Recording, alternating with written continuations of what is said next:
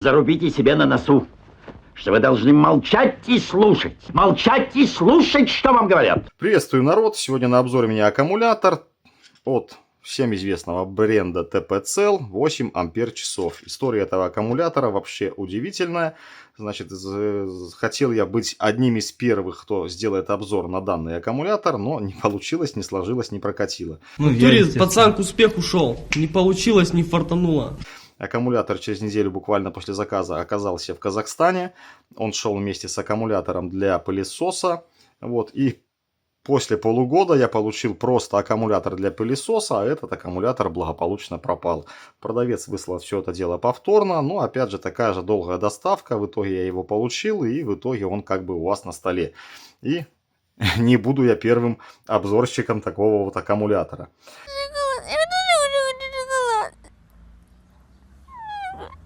Значит, вот все запчасти аккумулятора. Позже мы все после тестов я сложу и покажу как бы общий вид. И сделаем, наверное, контрольное взвешивание. Ну, а пока, видите, аккумулятор у меня данный зарядился до конца. Вот, аккумулятор на точно таких же ячейках, друзья. Напоминаю, это ячейки 21700, TenPower 40XG. Был у меня уже на обзоре, но в этом аккумуляторе есть обалденная фишка. А что за фишка? А это встроенный разъем Type-C с протоколом PD 100 Вт.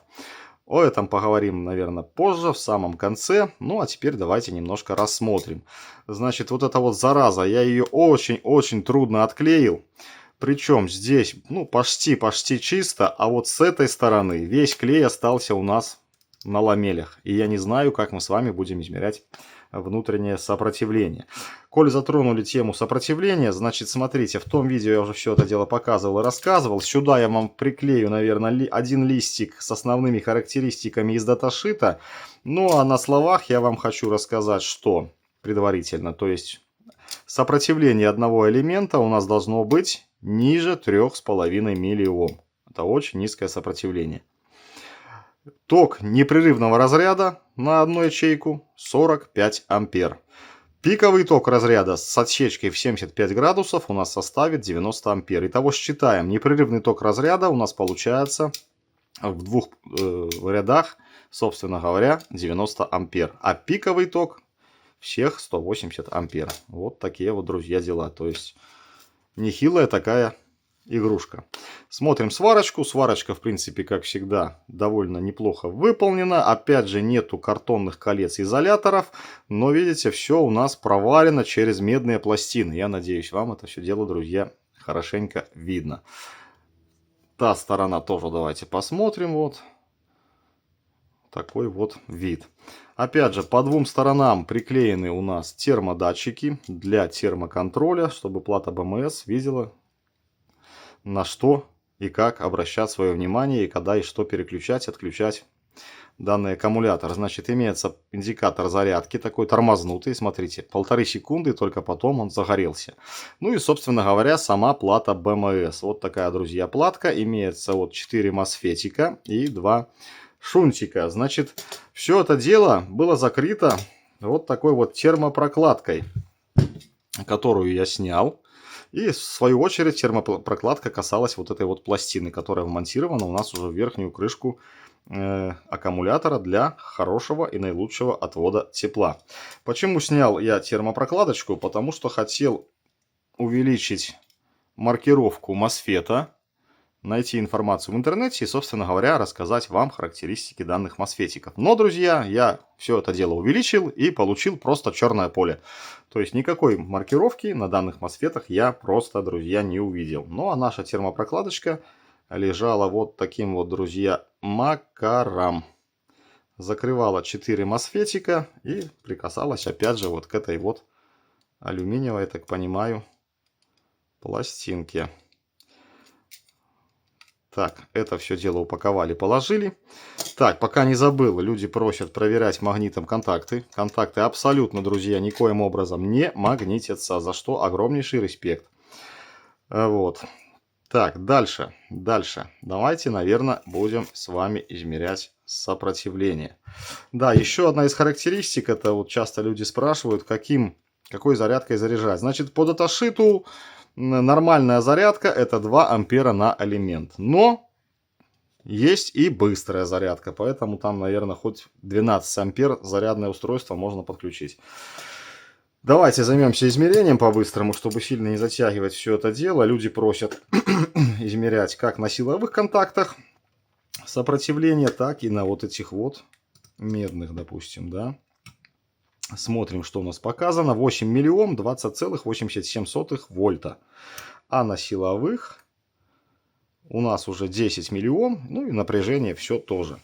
Давайте займемся измерением сопротивления самих ячеек, то есть параллелей. Опять же, друзья, не знаю, как я буду вам это все дело показывать, так как все дело вклею. Ну, давайте смотреть. Итак, 1,69, 1,7 миллиома, 3,4 миллиома на ячейку. То есть вписываемся меньше 3,5 миллиом. Ну и запоминаем напряжение на параллели. 4,17 вольта. Вторая параллель. 1,94. Друзья, опять же, все это дело у нас делает клей злосчастный, видите? Ну вот давайте 1,8 миллиом, то есть 3,6 миллиома. Как бы не вписываемся уже, но мы должны с вами учитывать, собственно говоря, сопротивление самих ламелей. Если все это дело выбросим, то мы получим в районе 3 миллиом, вот чистый замер на банке. Дальше. Опять же, видите, сколько много клея, и у меня каждый раз другие показатели. 2 миллиома. Вообще не считает. Вот тебе и покажи, вот тебе и потестируй. Ну вот, 1,8 миллиома, останавливаемся, 4,17 вольта. То есть третья параллель, напряжение у нас одинаковое. И едем дальше. 1,76, 4,17, пятая параллель. 1,59, 4,17 вольта. Как мы видим, отбалансировано все просто замечательным образом.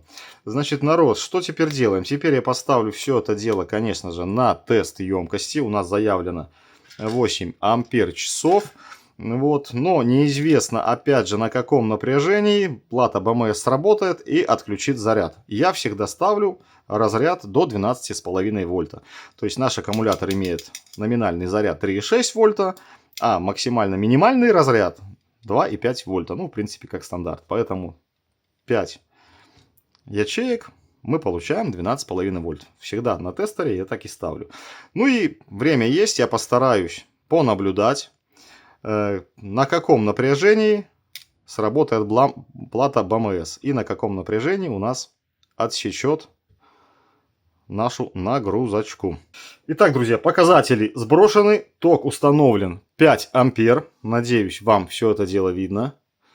И поехали. Разрядка будет там час с копеечкой. Все, понеслась. Разряжаем до 12,5 вольт. То есть до 2,5 заявленных вольт по даташиту. Под самый край по минимуму. Ну, остается только ждать. Если получится, то я поймаю время, когда зарядка, вернее не зарядка, когда разрядка остановится. Итак, народ, окончен разряд. Мы получили 7634 мАч. Кто-то из вас скажет, не хватает заявленного, но нет. Итак, разряд длился час 31 там с секундами. Так вот, народ, мне удалось все-таки поймать этот момент, когда плата БМС отрубила аккумулятор от нагрузки. Вот, снял я кусочек этого видео. И что вам хочу сказать. Значит, БМС-ка отрубила на напряжении 13,8 вольта. Вот, и что это значит? А это значит, что у нас еще целый вольт и 3 десятки есть в запасе. То есть, по идее, если бы мы тестировали просто эти аккумуляторы без сборки, то мы получили бы с вами более 8000 мАч. Поэтому аккумулятор зачетный. Смотрим видео отсечки.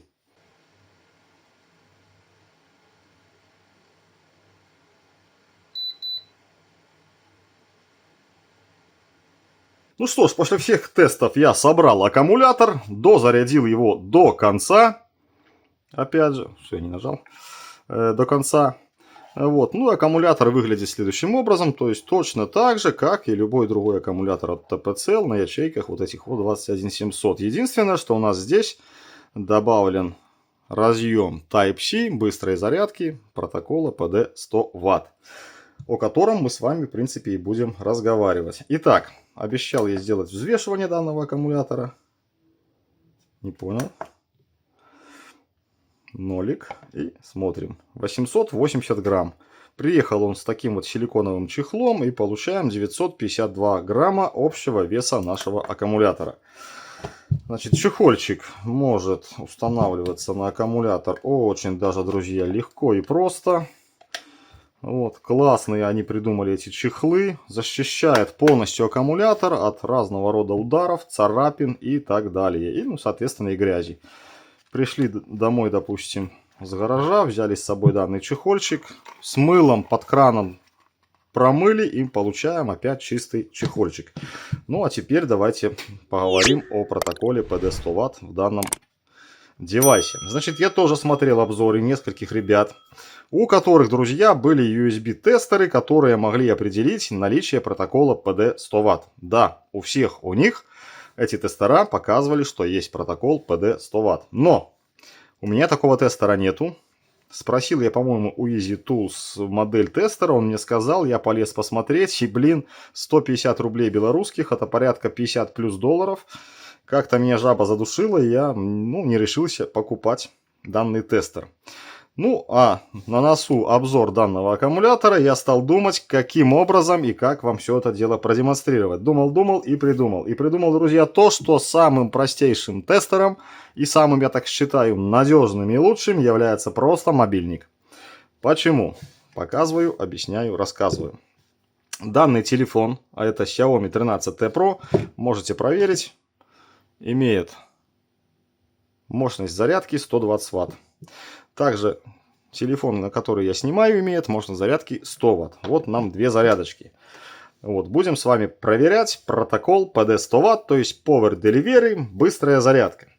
Ну, этот протокол имеет 5 стандартных профилей. Какие это профили? Это до 5 вольт 2 ампера, до 12 вольт 1,5 ампера, до 12 вольт 3 ампера, до 12-20 вольт 3 ампера и до 12-20 вольт это у нас уже идет 5 ампер. И это, друзья, PD 100 Вт.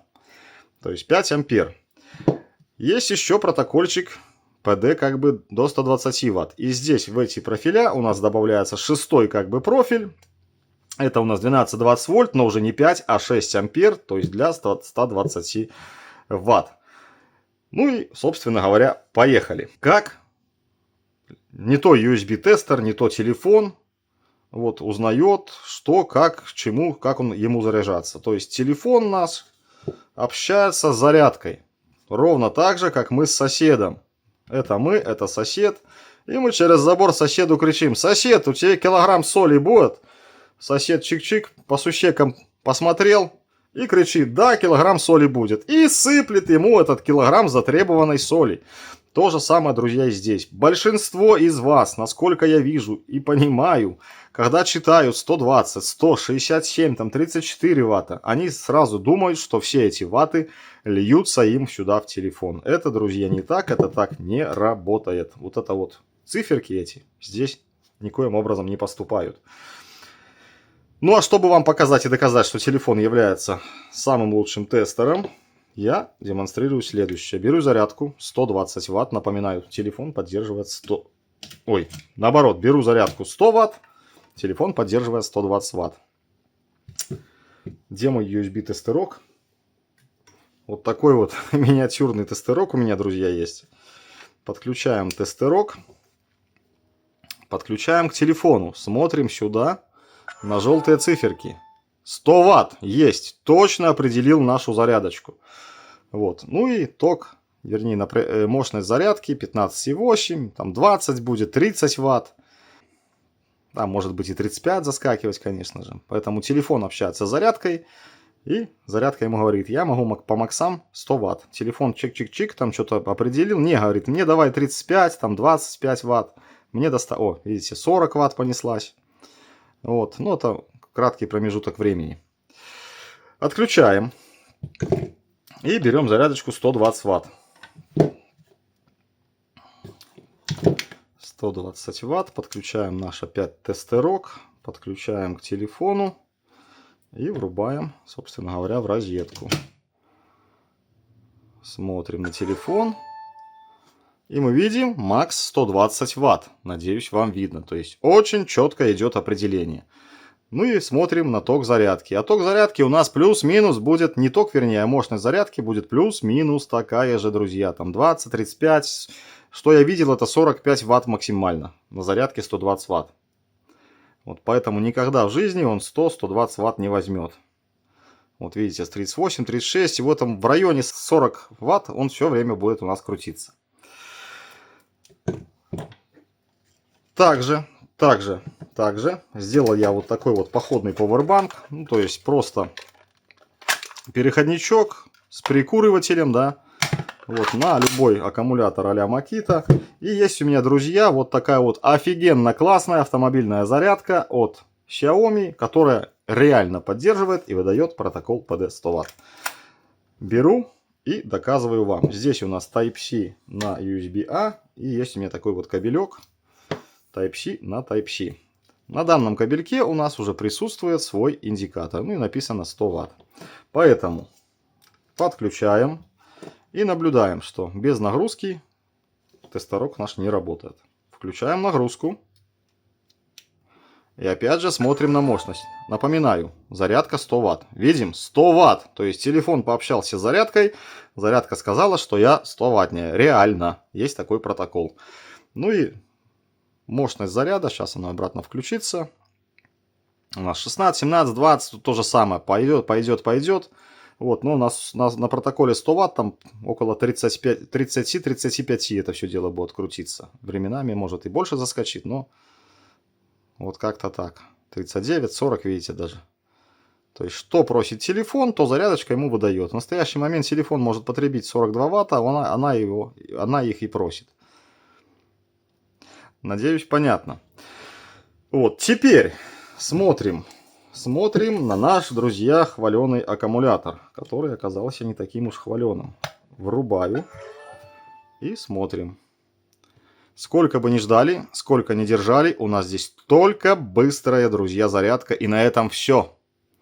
То есть телефон определил, что здесь протокола PD100 Вт как бы нет. Никому ничего не доказываю. Это сугубо мое субъективное мнение. А вы пишите свои, как говорится, комментарии по этому вопросу. То есть, видите, даже мощность заряда у нас было там до 42. Уже упала до 26 и больше не поднимается. Поэтому здесь реальных 100 Вт, друзья, как ни крути, я считаю нет. Кто-то из вас скажет, да ну нафиг, у тебя кабель там хреновый, он просто не пропускает. Ну, на данном примере я показал вам, что он пропускает.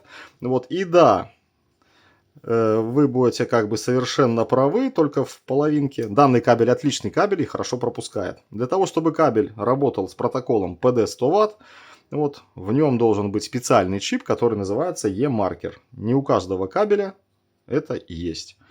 Только у кабелей с такими вот, которые работают на таких больших зарядках. Опять же, вы скажете, что все это твоя фигня, мы тебе не верим, кабель не пропускает. Значит, хорошо. А этому вы поверите? Вот такой вот кабелек. И этот кабель уже, друзья, рассчитан аж на 240 Вт. Он всего лишь 13 сантиметров.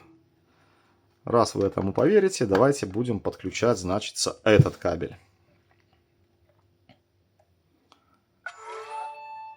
А мы что видим?